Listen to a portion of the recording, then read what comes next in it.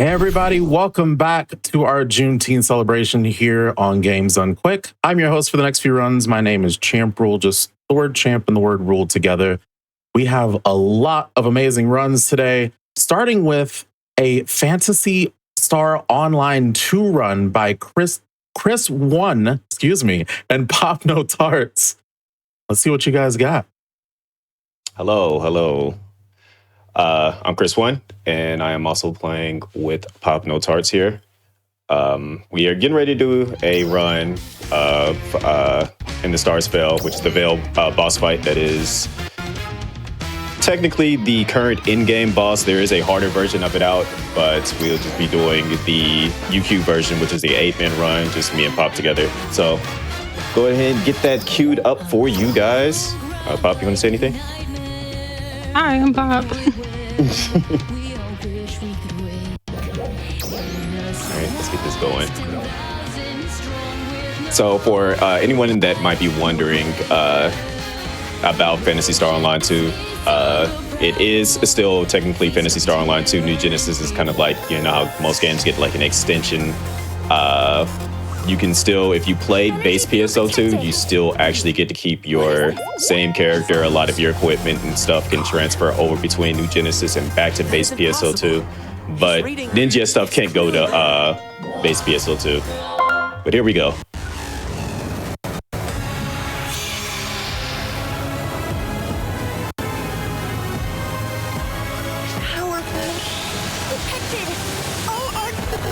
And I just gotta say, I know y'all saw it, but y'all have a lot of hype in chat for this being on GDQ.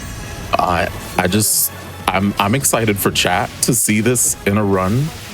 What do you think is gonna be the most exciting part for them of this showcase today? I think a lot of people tend to be caught up in just like the general epicness of a lot of the fights that go on in PSO. And then the music, music has never failed at all, especially for boss fights. Gotta love a good video game soundtrack. But I'm not sure. Like, a lot of people have mixed feelings about NGS. I know a lot of people are huge fans of base PSO2. Me personally, I have like the story for base PSO2 started off slow, but like really picked up, and I feel like that's gonna be like the same case here for NGS.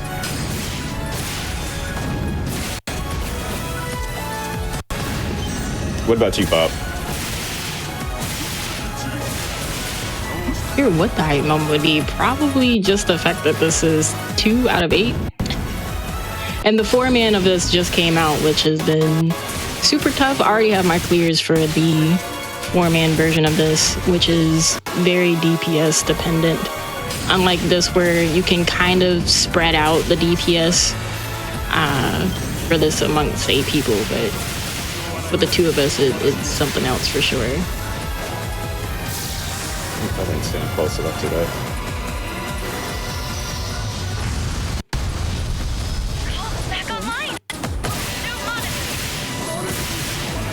I would definitely say with the level increase, this fight became considerably easier. Yeah, because we have 105, weapons and gear can be plus 100, giving us that extra augment slot.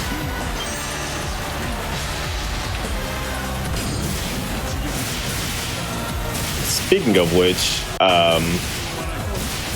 for people that are not haven't been on lately, they definitely do have the usual. You haven't been on the game in a while, or you're new to the game. Here's these weapons to get you pretty much caught up to close to end game. Although you can't do like the 4-man version, but you'll be able to do just about everything else.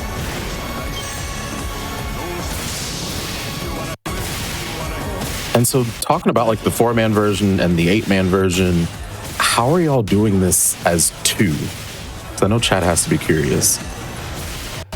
I'm currently what Best in Slot was before they came out with the new weapon and armor.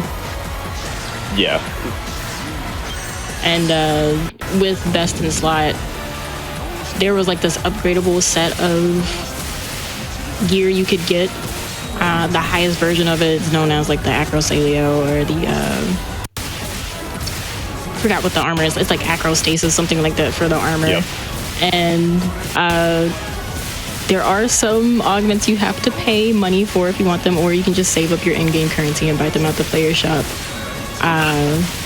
Your potency, before the level increase, I think the max potency could be like 470 something, or it might have been 460 something at the time.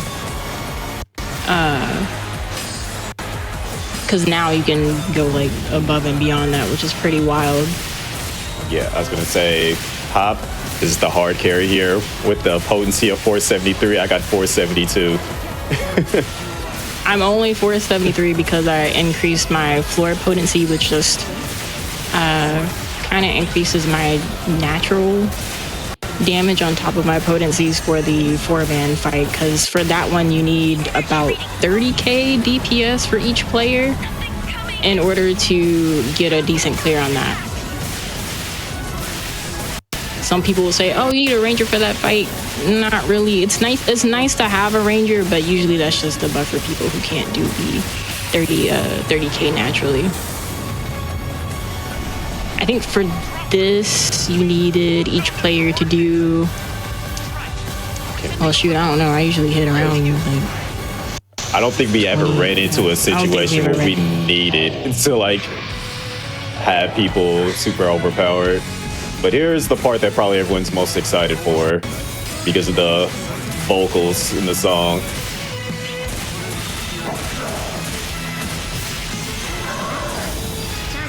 The type of Mars that you use also matters for each fight. I like to use the Hydra one here for the shot when there's a part where he'll have like all his arms out for you to shoot and destroy, and I just like using the Hydra to blast all those arms off in a decent amount of time. For the 4-man, I like to use the Garm only because you can use a lot of photon power, and I have a lot of HP already, so sometimes I sacrifice HP to get a good amount of damage done in that fight.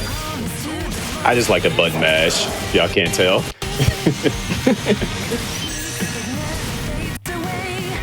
Like, as me being, the class that I'm also using is Braver with the subclass for Waker, just for the extra security, and if I take a hit, I might not take damage. And then I've always been a Braver main since they introduced it in base PSO2. And yeah, I just, for those that have played Devil May Cry, I like to be fast, I like to be flashy, aka Virgil, so.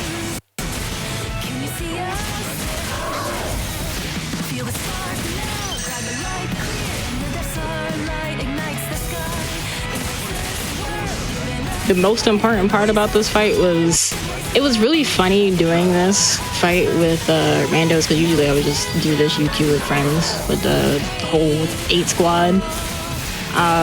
Some people did not have their Mars maxed out, and it showed. The amount of bodies that would just be floating right now. Yeah. It feels really nice not to have to use a revive.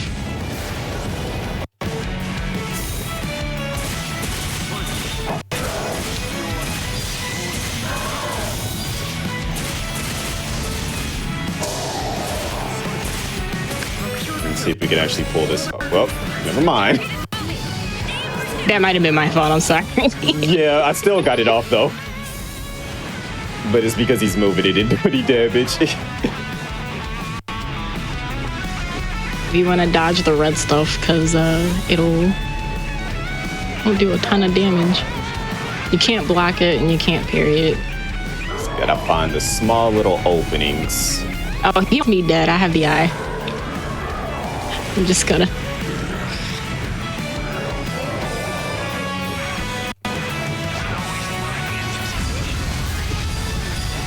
It's like the most deadly game of tic-tac-toe is what I thought was going to happen there. I actually have a friend that calls this game Geometry Dash.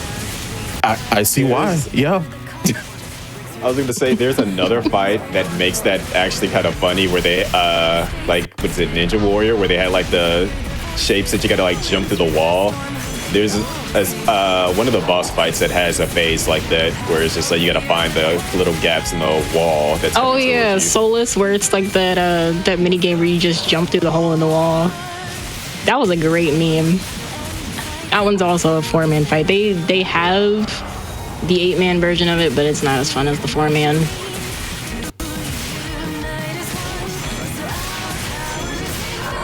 Okay, I gotta get my dodges back. Taking too many silly little hits.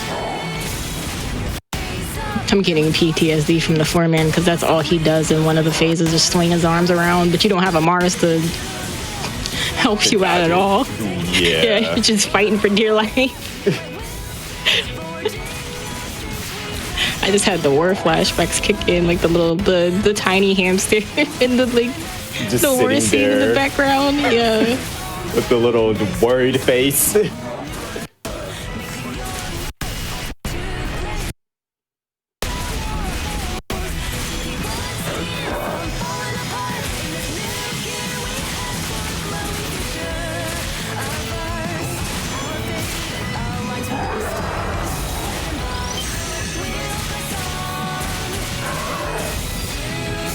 Should be getting ready to get a nice little stun here soon.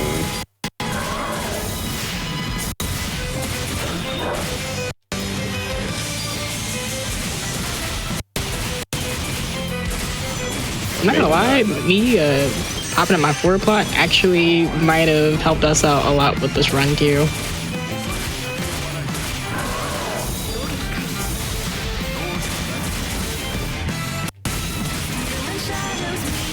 Oh god.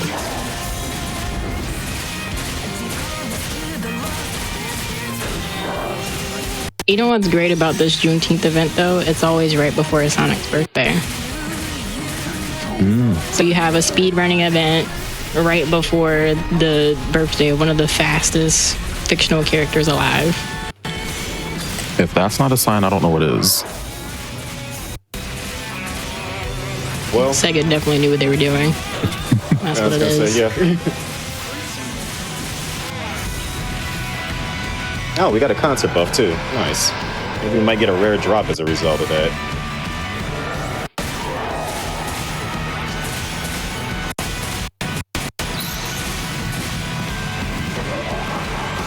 And here's where he throws a nasty little attitude because his health is low and he wants to kill us all.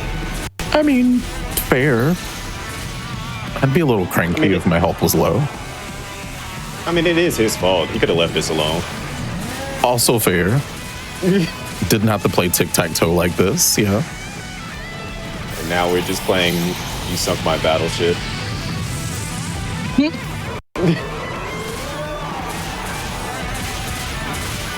As long as it's not the floor is lava. I hated that minigame. Which one was it? That was also Solus. Solus. Yeah, I was gonna say, Yes. yeah. I like how each boss has like this random childhood minigame in the middle of it. It just made me think of Shun Squeak from Bleach now. Keeps going away before I can like get one good blast on him. There we go. I just like noticed that we didn't get a chance to actually break him because we did so much damage. Now he refuses to let me do the skip that I've been wanting to do with this man.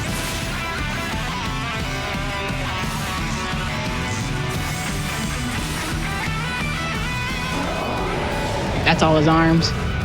Yep.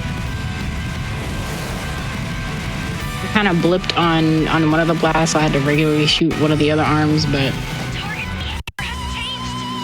it turned out all right. He's almost dead. We're making easy work out of this.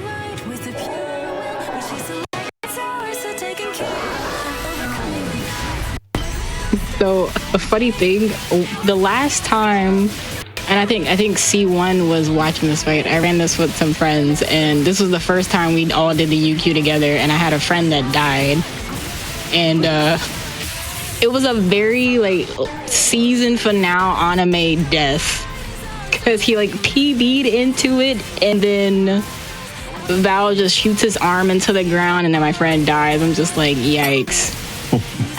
Just the protect buff that they see their friend die. That's exactly what happened. All right, just for everybody in the crowd, I'm gonna give you guys what you all wanted to see. Y'all wanted to see Supersonic.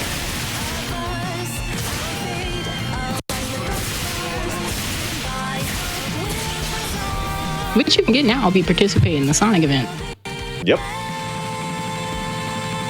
So you get to watch Supersonic do the final cutscene.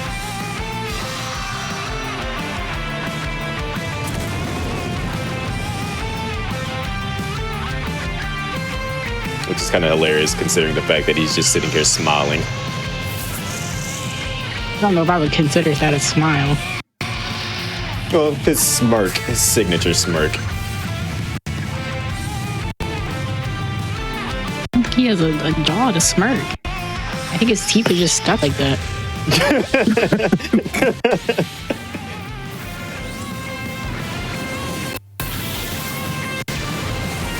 And then time is when the gold thing shoots into the...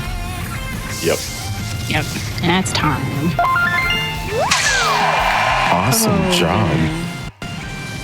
Chat, let's give it up for them. Chris1ne and PopNoTarts, an amazing showcase here. Please tell chat about yourselves. Where can we find you? What do you do? What's your favorite sandwich? I love a good slice of honey ham, for sure.